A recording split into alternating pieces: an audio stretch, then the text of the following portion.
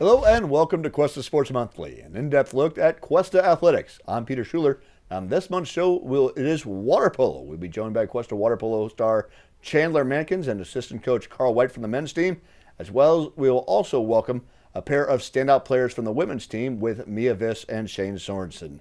And just before we go, we'll steal a few moments with new softball coach Jenel Guadagno.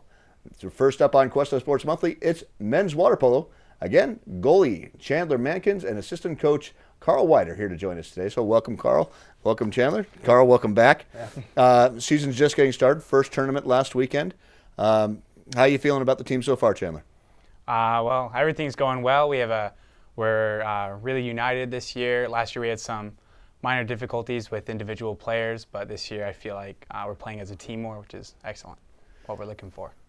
Now that first weekend's always kind of a getting a feel of each other and stuff like that, and you're coming back as a sophomore leader on this team. Right. What are the kind of things that you're kind of helping to change the culture, like you said, some problems last year? Just to not focus solely on oneself, but to kind of look at the aspect of an entire team. Like why we come to practice, we come to practice to better ourselves as a team, not as an individual. We aren't only looking at stats, but also as you win as a team, you lose as a team. So as a kind of that leader, that's the thing that you're pushing out there. Right. Now, Karl, as a coach, how do you kind of change that culture or create a culture that's team oriented for this group? Well, we're trying to hold everyone accountable, and that's from the top down. So if I, as a coach, make a mistake, I own my mistake. Like, okay, if I am a coach and owning up to my mistakes, you as players, you guys are adults now. You're in junior college. It's time for you guys to start owning up your mistakes as well. And it's, I don't want to say spread the blame around, type thing, but it's, hey, everyone's accountable for if something's going wrong, just as everyone's accountable for everyone, for us having success in tournaments or games and all that fun stuff. So you had an interesting team last year where you had a large group of third-year players who would start as freshmen. A group came in the next year while those people sat out and started as freshmen, and then we had freshmen coming in. So now you came in with last year's group, all-state goalie, and so this group as sophomores, you guys have kind of learned from that, is what you're saying. Right. There's a lot of conflict of interest between some of the players and the coaches. A lot of practices ended in, I wouldn't say yelling matches, but Karl might. However, I feel as though as a team this year we are having a much better time as a team. We don't hear as much yelling. It's a lot more constructive. Now it's got to be easier as a coach for that too. Yeah, I mean I still yell, but it's constructive yelling this time. So how much as a leadership like Chandler's and some of the other sophomores has that created that culture? Has that made that easier for you as a coach? Well, yeah, it's awesome because the sophomores this year, saw what they didn't like about last year's team, and have basically said we're not going to have that again. And so they're trying to show the incoming freshmen this year that this is what we expect this year. This is how. As we leave, we want you to carry on the tradition, which is what every sophomore class ever wants. I mean, it's a bummer that we're only here for 2 years, so it's kind of hard to make some lessons stick. But hopefully it does. Well, as former players, you and I have been here a lot longer than 2 years. Yeah. But now, Chandler, last year we talked about the tradition of the program here. You have the program is going on its 39th opportunity to reach the postseason. The team has never missed the postseason. Last year was the closest they came, right. The 10th and final seed after missing after conference tournament. So is that something that inspires the sophomores? That kind of, because you guys went from 10th seed, the final seed, to the regional finals, didn't make state, but to the regional finals and had that great success. How much does that tradition, those 38 years, push you guys? Knowing what Karl and I did. Right. Well, I feel like last year's team, like when we ended up in the 10th seed, like we almost didn't make the finals. We were going to be the first team to not make the SoCals.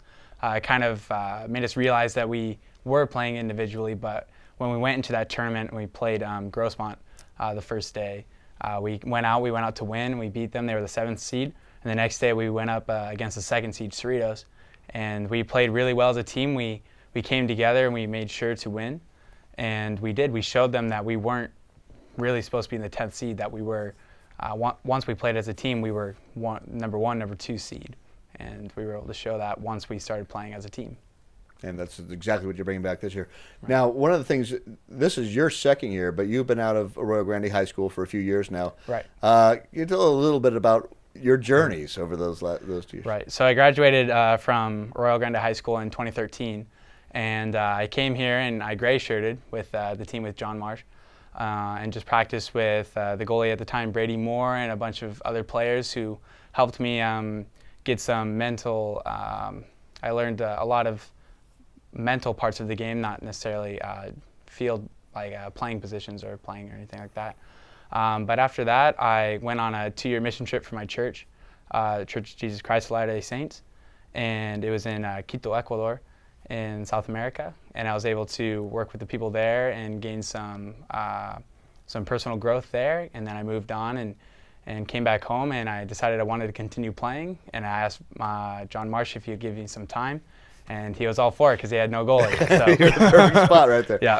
So now last year, I remember watching you. It was just like, okay, this guy's, he's got the size, he has the ability. But by the time you got to the end of the season, you earned all-state honors. Did you really feel that development come? And if I know you've been working hard in the off season. You feel you still have a lot of potential. Would you want to go on? I would love to. If given the chance, I would love to continue playing. This is a sport I've loved. I love. It's a sport I've loved for many years, since high school, and if given the opportunity, I would gladly take it. All right. Now, what brought you? Why did you decide goalie? Goalie. Well, it's actually kind of funny. I was in track in middle school, and one of the track coaches actually played water polo in high school, and he told me, "Hey, you got these big feet, so you're going to be able to tread water for hours. So you'd be great as a goalie." So that's kind of just what made it stick once I decided to play. So, kind of random. You're doing very well. Now, Karl, last question for you. You've kind of stepped a little bit away from the team this year as you're going into teaching. What have you brought with your years of coaching at Cuesta and now bringing it into the classroom as a teacher here as you move on to the next stage of your life? Like the discipline, because, as you and I are both aware that, 18-year-olds aren't the easiest people to work with. So it's kind of fun trying to figure out different ways to keep them entertained, while we're learning lessons in water polo, how to shoot properly, how to play defense and all that stuff. It's like, okay, well, if this works on 18-year-olds, I should be able to make it work for, anyone from grades 3 to 6. And, just being, I have that coach's voice that all the principals I've ever worked with. Guys, you got to do this, you got to do that. And so all the principals like, yeah, you need to not do that in the classroom. Like, it's great that you can talk really loud and, all that, but let's tone it down a little bit. So it's, I'm learning from being a coach and being a teacher, and I'm trying to apply both lessons in both my classroom and, my pool. All right. Well, best of luck with all that. Yeah, thank you. That continue your education now at a different area, but that's wish you success with that. And Chandler, we hope you take the team back to the playoffs this year and have another great year. Yeah. So that does it for men's water polo here on Cuesta Sports Monthly. We'd like to thank Chandler Mankins and Coach Karl Weit for joining us. Up next is women's water polo on Cuesta Sports Monthly when we return with Mia Viss and Shaine Sorensen. Cuesta.edu. Television, radio, broadcast, communications. Explore the world of digital communication and tap into your creative genius. Television, radio, broadcast, communications. This is your boy, the DUI, and you're listening to KGUR.org. Your digital future is at Cuesta College right now.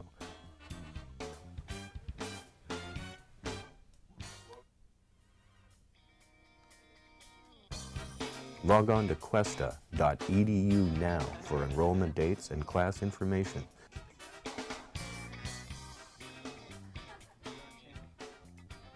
Don't get the boom in this shot. Blowing it, bro. Cuesta.edu.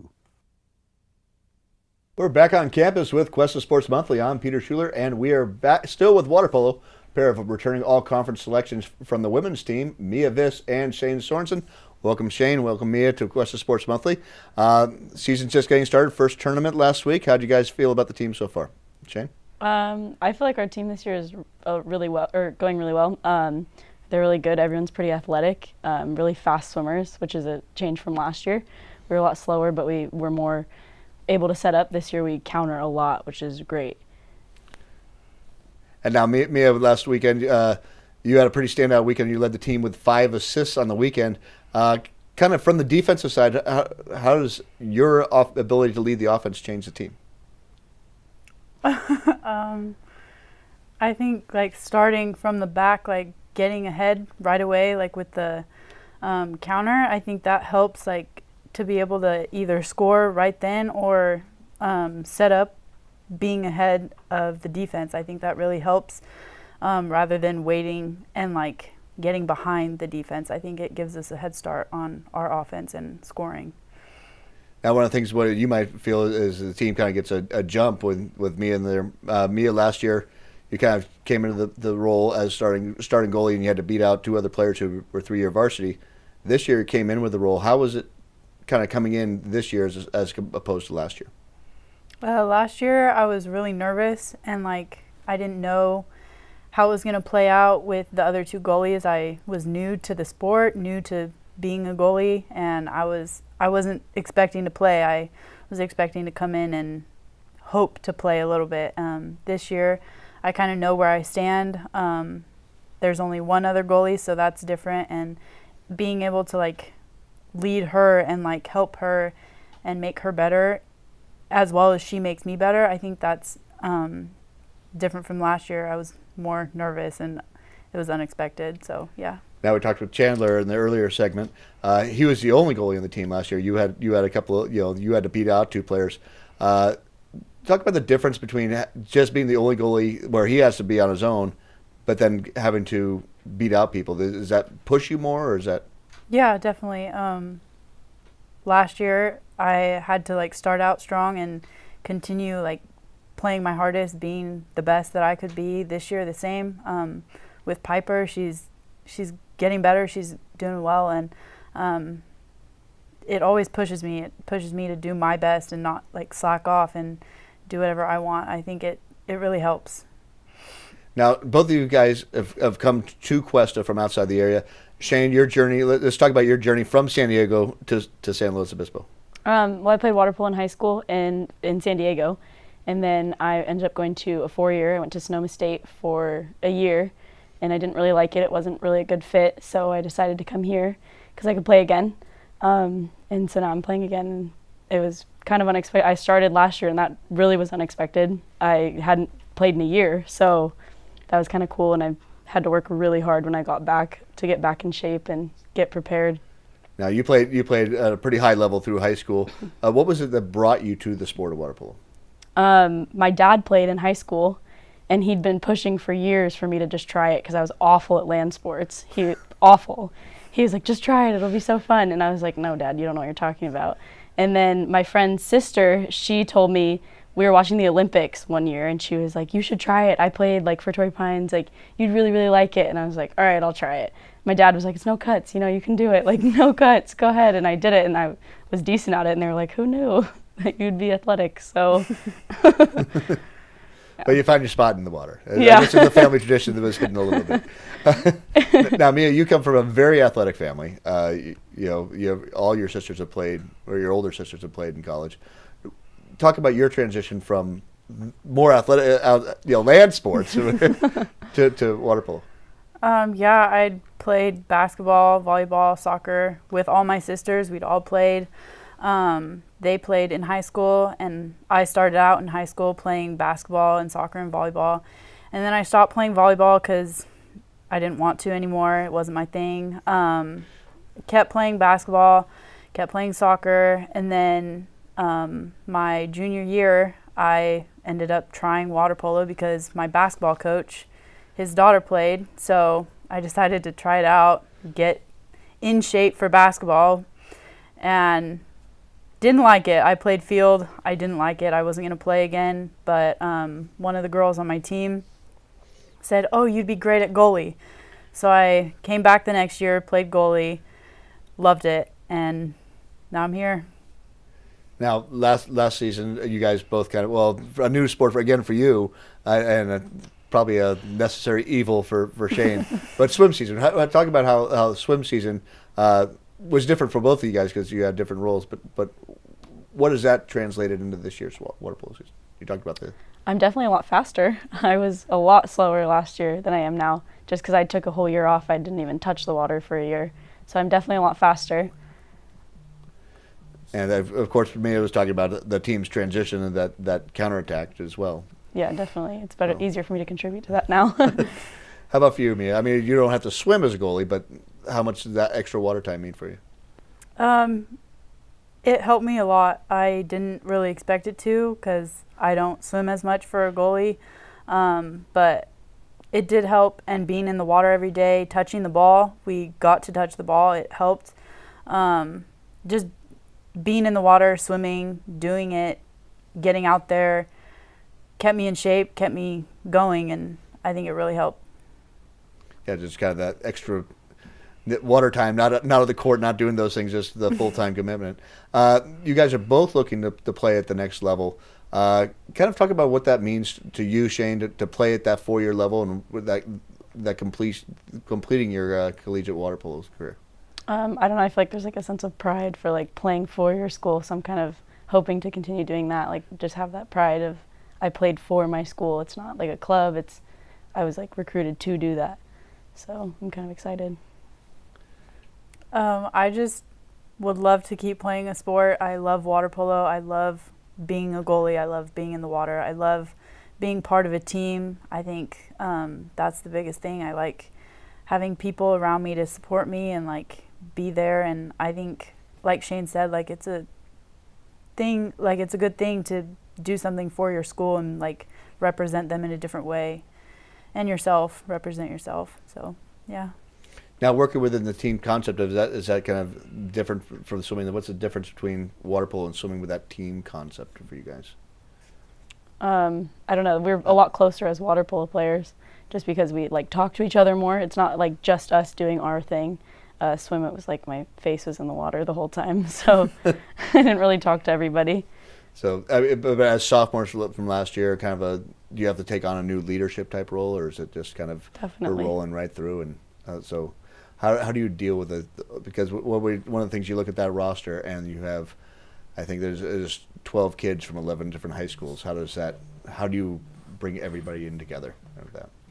I personally feel like it's like a lead by example. Like I'm trying to do the best I can and show them like what I expect or what, how we should all work together and everything. So I don't know. I just have been trying to be the best that I can be and show them that they should be the best that they can be. And Mia, you just give them that tough look, huh? Oh, yeah.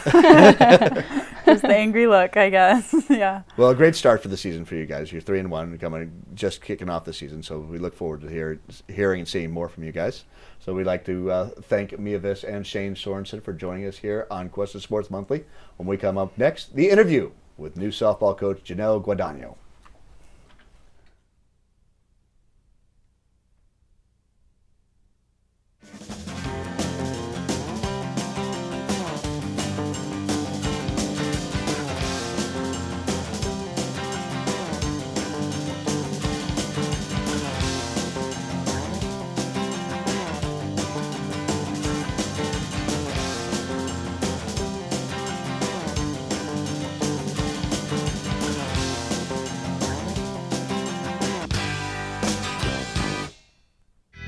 This program is produced by Cuesta Broadcasting. Start your radio, TV, and film career at Cuesta College.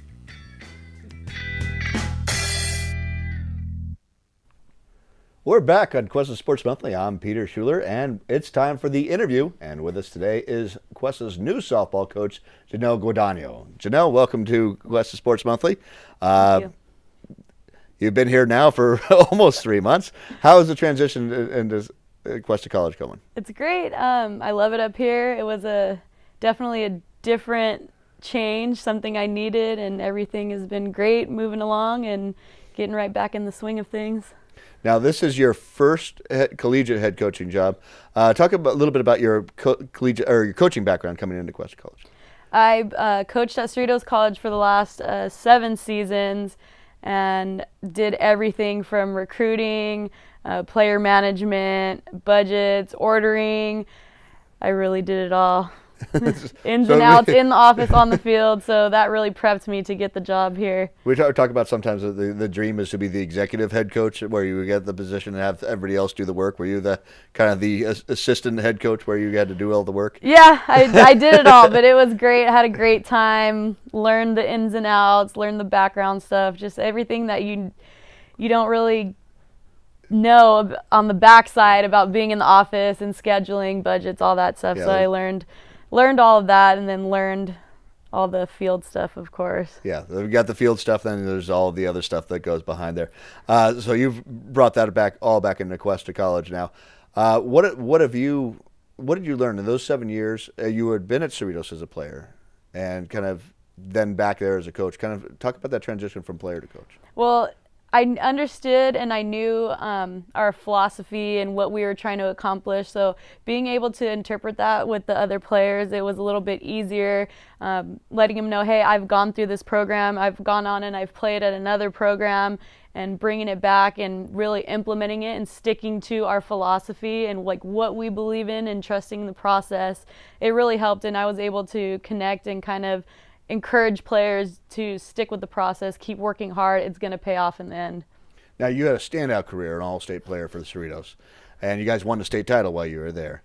Then you went on to Point Loma, a program that, in the end was eventually dropped right after your season, more of a struggling program.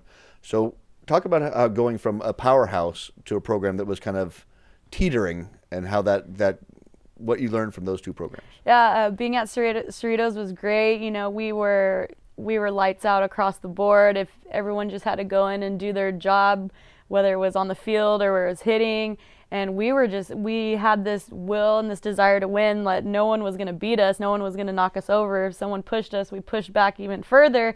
And going on to Point Loma, I mean, it was a great experience. Had a lot of really good teammates, but there wasn't a lot of fire and a drive. It was we had a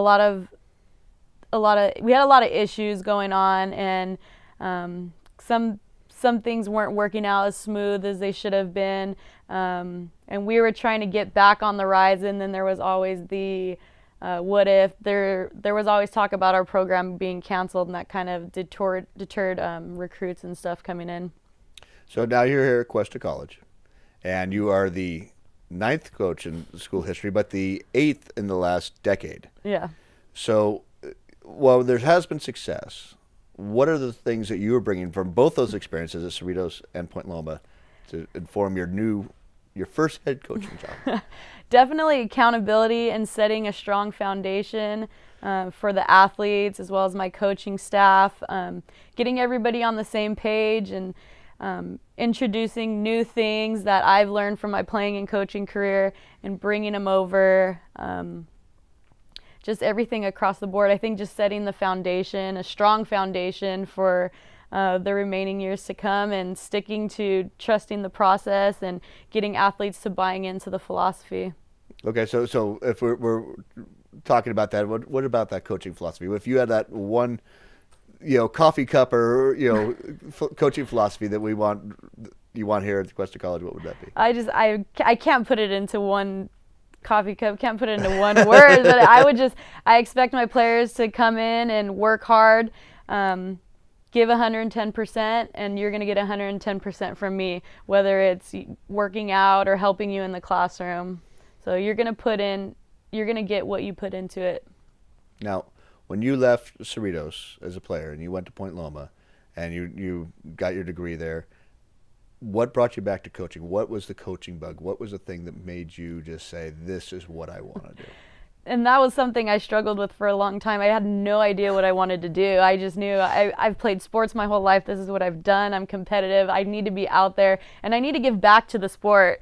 Softball has got me my job today. It put me through school, and I'm extremely grateful for that. So I knew I had to give back, and I know being at the California JC level, I could be effective as far as getting kids. I was a California community college athlete. I knew what it took to put the time in to be successful on the field and in the classroom, and then move on to the next level. I knew I could be effective in helping those kids who might have got overlooked by the universities or who didn't make grades, getting them in, getting them set up for success on and off the field, and getting them transferred, and encouraging them to pick a career and do something they love.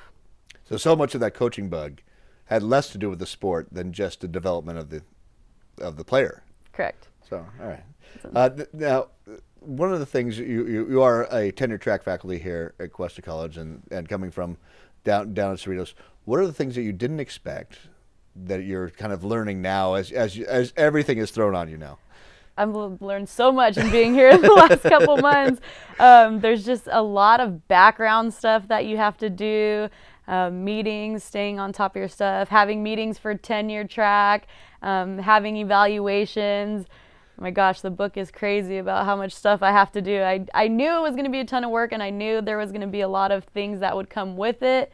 I'm just learning and trying to power through it and stay nice and organized. Now, Cuesta College has a unique kind of demographic. I think, we have a smaller county. I think when we talk about people from Los Angeles when they come up here, that you could fit the entire county in the Rose Bowl and the Coliseum on the same day, yep. Which is kind of a different thing. So a lot of our student athletes come, and a lot of our students come from outside the area. What are the things that you've learned while you've been here to help you bring those students here to Cuesta College? Wow, yeah, it's definitely different. A lot of our athletes were coming from just down the street. All these kids, they're driving in, they're commuting, they're living on their own, and it's almost that they're in almost like a small university setting. So what I've been doing is, checking in on them a little bit more, asking how they're doing, is everything going all right at home, is everything okay in the classroom, and kind of letting them have that open line of communication with me. I know a lot of them are out on their own, so it might be a little tough, but just having them be involved with the team, and working alongside with them to have them be successful in the classroom and on the field. Now, have you been experienced San Luis Obispo? Have you been running out to all the softball programs and checking in and getting to learn your new county? I have. I've put some feelers out. I've made contact with a couple of coaches, a couple of travel ball, getting my name out there. We are already on the recruiting trail for the 2019 season, so I have recruits coming in this fall.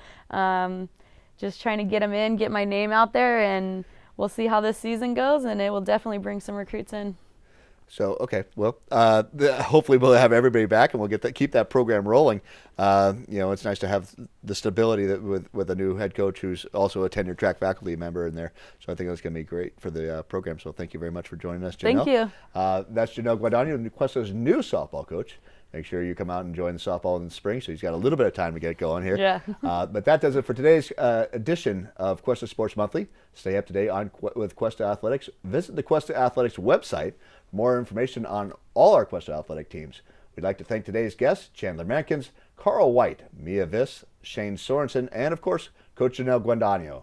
The show is produced at Cuesta College by the Cuesta Film, Television, and Electronic Media Department as part of the Cuesta TV project. Check us out on Charter Channel 2 all year long for this show, as well as other ongoing broadcasts about Cuesta athletic events. I'm Peter Schuler. For all of us here at Cuesta, thanks for watching, and thank you for your support of Cuesta Athletics.